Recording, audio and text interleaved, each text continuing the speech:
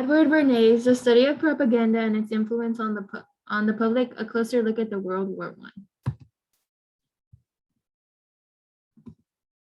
So Bernays' propaganda, the American business community was also very impressed with the propaganda effort. They had a problem at that time. The country was becoming formally more democratic.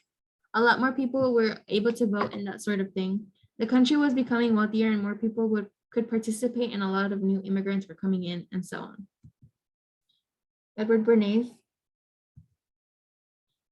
he said, "We are governed, our minds are molded, our tastes formed, our ideas suggested. The conscious and intelligent manipulation of the organized habits and opinions of the masses is an important element in democratic society. Those who manipulate this unseen mechanism of society constitute an invisible government, which is the true ruling power of our country." And some more quotes. Which one are you?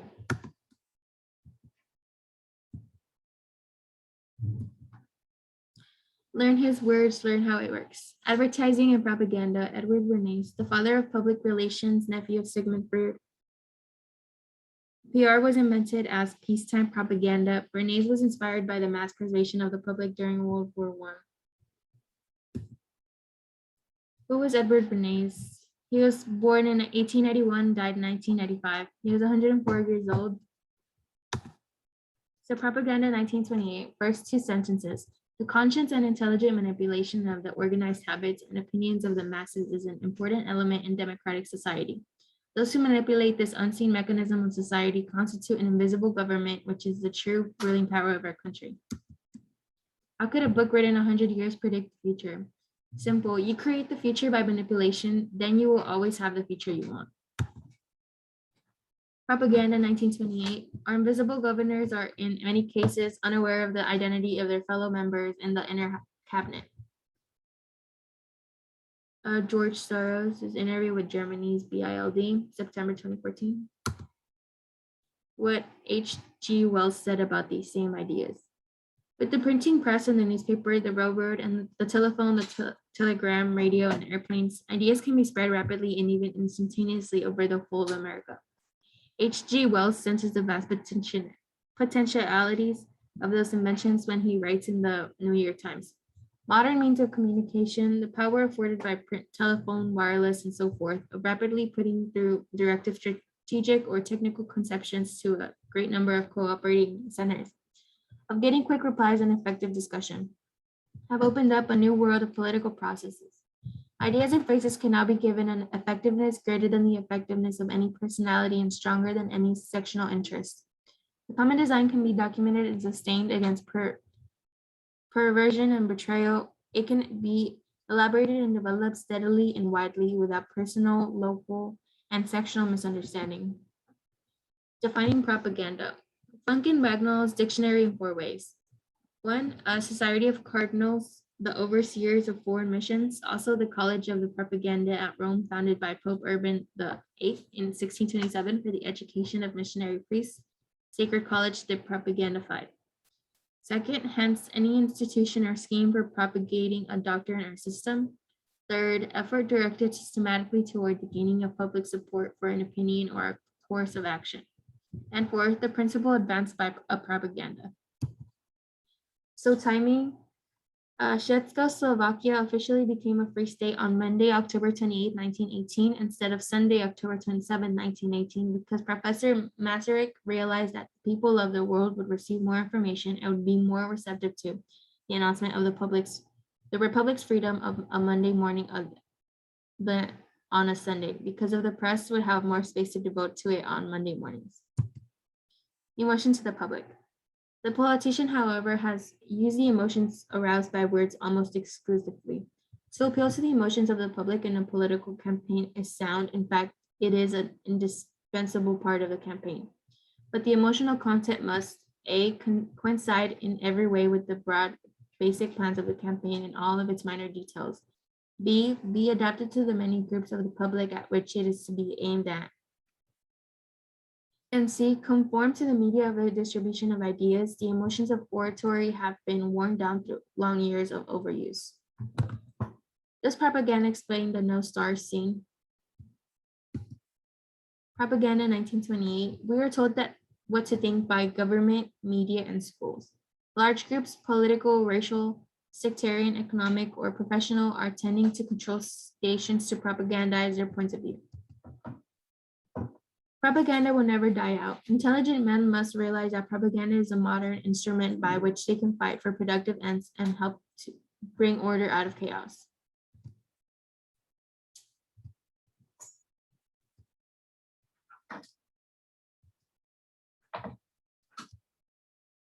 Propaganda is accustoming the public to change and progress.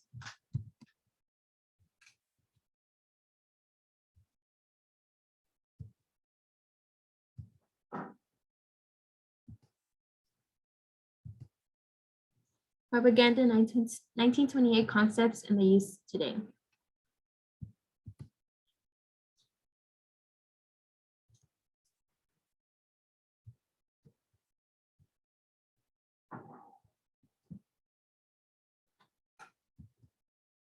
Surely the government will not hurt your, correct?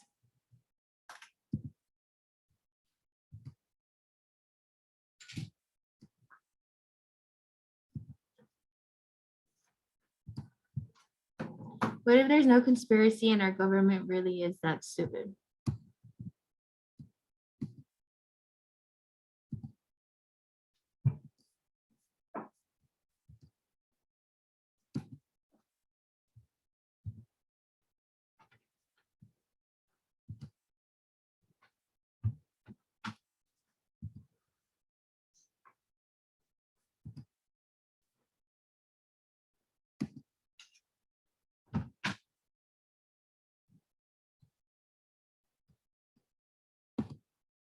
Why? Propaganda 1928 said the National Education Association and other societies are carrying on a definite propaganda to promote the larger purposes of educational endeavor. One of the aims of such propaganda is, of course, improvement in the prestige and material possession of the teachers themselves. An occasional McAndrew case called the attention of the public to the fact that in some schools, the teacher is far more enjoying full academic freedom, while in certain communities, the choice of teachers is based upon political or sectarian considerations rather than upon a real ability. If such issues were made by means of propaganda to become a matter of public concern on a truly national scale, there would doubtless be a general tendency to improvement. The teacher finds himself in a world in which the emphasis is put on those objective goals and those objective attainments which are prized by our American society. He himself is but moderately or poorly paid. Judging himself by the standards in common acceptance, he cannot but feel a sense of inferiority because he finds himself continually being compared in the minds of his own pupils with the successful businessmen and the successful leaders in the outside world. Thus, the educator becomes repressed and suppressed in our civilization. How it works. Our invisible governors are in many cases unaware of the identity of their fellow members in the inner cabinet. They govern us by their qualities of natural leadership, their ability to supply needed ideas, and by their key positions in the social structure. Whatever attitude one chooses to take toward the condition, it remains a fact that in almost every act of our daily lives, whether in the sphere of politics or business, in our social conduct, our ethical thinking, we're dominated by the relatively small number of persons, a trifling fraction of our 120 million, who understand the mental process and social patterns of the masses. It is they who pull the wires which control the public mind, who harness old social forces and contrive new ways to bind and guide the world. In theory, every citizen makes up his mind on public questions and matters of private conduct. In practice, if all men had to study for themselves the abstruse economic, political, and ethical data involved in every question, they would find it impossible to come to a conclusion about anything. We have voluntarily agreed to let an invisible government sift the data and high spot the outstanding issues so that our field of choice shall be narrowed to practical proportions. From our leaders and the media they use to reach the public, we accept the evidence in the demarcation of issues bearing upon the public question from ethical teachers, be it a minister or a favorite essayist or merely prevailing opinions. We accept a standardized code of social conduct to which we conform most of the time. The process of government is continuous, and the expert use propaganda is more useful and fundamental, although less striking as an aid to democratic administrations than as an aid to vote getting.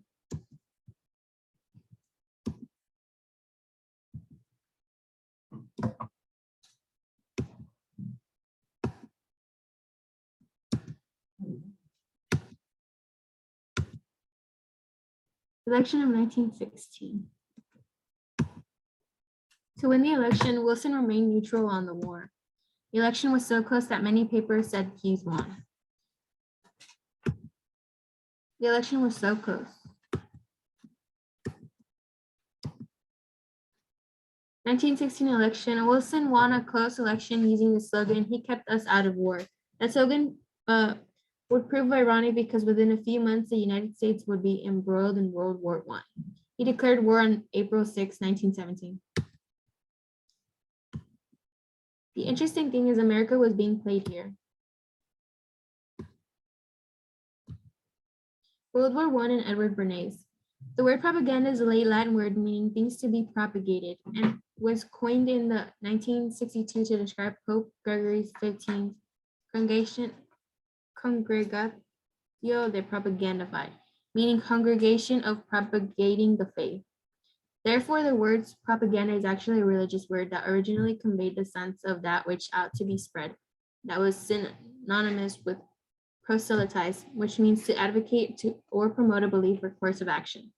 Christians use the word proselytize to describe the Great Commission, but it would just as grammatically correct to describe a Christian soul winner as a Christian propagandist. Catholics anti-war, Irish Germans need to be persuaded to go to war. President Wilson had campaigned on a platform of American isolationism. It was clear that war was inevitable in Europe, and Wilson was elected in part of this promise to keep America out of it. He ran against the Republican Hughes and proudly said that he kept us out of war. Less than 1 month after he was sworn into office, he wanted Congress to support the war. This meant a change. In early 1917, Wilson hired Lippmann and Bernays to develop a propaganda campaign designed to brainwash the public into entering the war on the side of Britain. It is important to understand American public sentiment prior to 1917.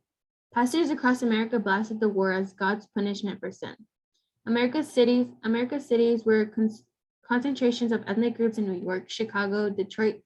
3/5 of the population were either immigrants or sons of immigrants. The American Midwest was primarily made up of German or Slavic immigrants who opposed going to war against their home countries. The most vigorous opponents of America's entry into World War I were America's Irish Catholics who were adamant against doing anything to help the hated British Empire. Wilson hires Bernays. The most vigorous opponents of America's entry into World War I were America's Irish Catholics who were adamant against doing anything to help the hated British Empire. Wilson saw the European war as an opportunity, using the fear of war as a cover. He had already rammed through the Federal Reserve Act, the imposition of income taxes, the introduction of the Internal Revenue Service, and the segregation of the armed forces to prevent white soldiers from contracting Black disease. Wilson ordered the infant motion picture industry making propaganda films, commissioning films like Birth of a Nation, 1915, and Battle Cry for Peace, 1915, as part of its public brainwashing effort. As a side note, D.W. Griffith's Birth of a Nation, which depicted the KKK as a noble defenders of American white race privilege, was reputed to be Wilson's all-time favorite film and was used to justify his reinstitution of racial segregation as official U.S. domestic policy. In 1914, Americans felt the U.S. entry into European war would be a dreadful and costly mistake, and they were determined to keep out of it. In 1916, Wilson won re-election on the campaign slogan, "He kept us out of war." Wilson then issued Executive Orders 2594, getting up the Committee of Public Information, whose sole purpose was to generate propaganda to create public support for U.S. entry into the war. Bernays to the rescue. And so by 1917, the same public was clamoring for Wilson to take the country into war. World War I was the world's first experience with total war, and with it came America's first systematic and institutionalized national propaganda machine. The CPI was authorized to use censorship and coercion and even mass arrests to silence opposition groups. The committee used songs, films, posters, and press censorship throughout the nation. Speakers known as 4-minute men have brief speeches designed oh my designed to galvanize audience into action. Germans were referred to collectively as the Hun and the Persian python, while political posters portrayed the Hun as a raging beast ready to devour American women and children. Germans were referred to collectively as the Hun and the Persian python, while political posters portrayed the Hun as a raging beast ready to devour American women and children. The CPI circulated propaganda posters showing German soldiers bayoneting Belgian babies as they marched through the neutral country. The teaching and speaking of German in America was outlawed. German-sounding words were changed.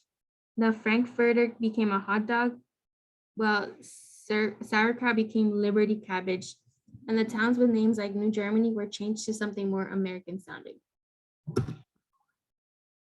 Congress votes on World War I. Bernays' ideas. From April 14, 1917 to June 30th, 1919, the committee used every available medium: newsprint, radio, poster, cards, buttons, cartoons, telegram, cable, and movies to engender the U.S. enthusiasm for the war, including posting the notion that America would be fighting to make the world safe for democracy, and that World War I would be there. This is a war to end all wars. Propaganda. Now the strange part of the war begins. Germany did not lose the war. They signed an armistice. They had defeated Russia. On November 11, 1918, their troops were deep in France. The war started because a Serbian national killed the next in line to the emperor. Germany went to aid of its ally Austria. Germany did not start the war, but this was revised and they had to pay. It was not a surrender, it was a ceasefire.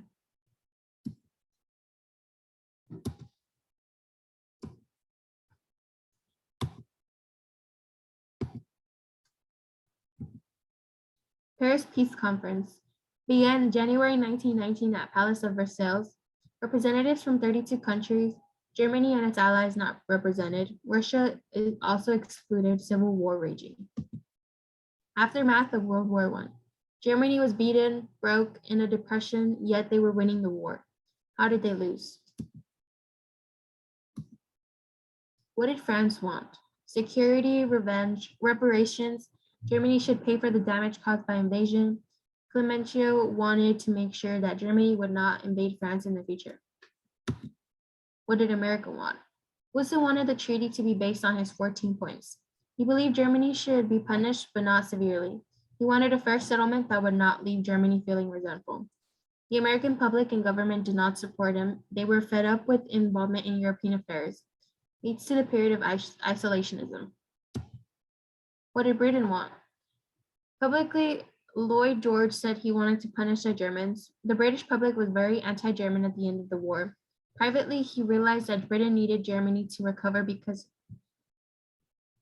she was an important trading partner. He was also worried about the disease from the East, communism. Lloyd George believed that the spread of communism had to be stopped. A strong Germany would be a barrier against it. They did not lose the war, they lost the peace. Even though they still had troops in France and Belgium, the Germans signed an armistice ceasefire 6 months later. The Treaty of Versailles made Germany give up a great deal of their land, give up all of its colonies, and pay the Allied countries war reparations.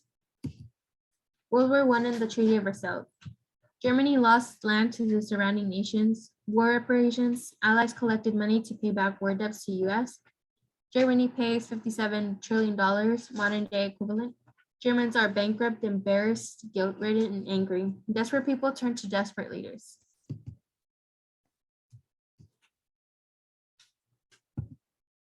Making the peace. The Treaty of Versailles, World War I peace treaty.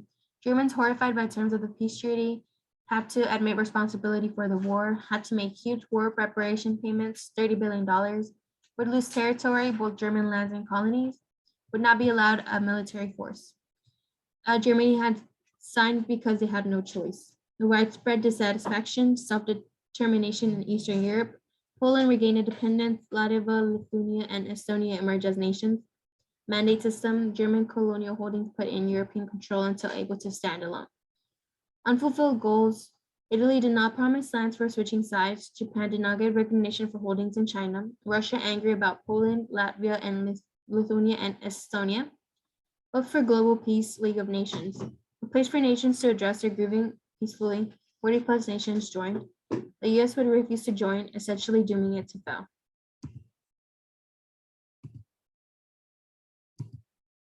After a war to end all wars, as punishment for losing the war, all Central Powers lost land.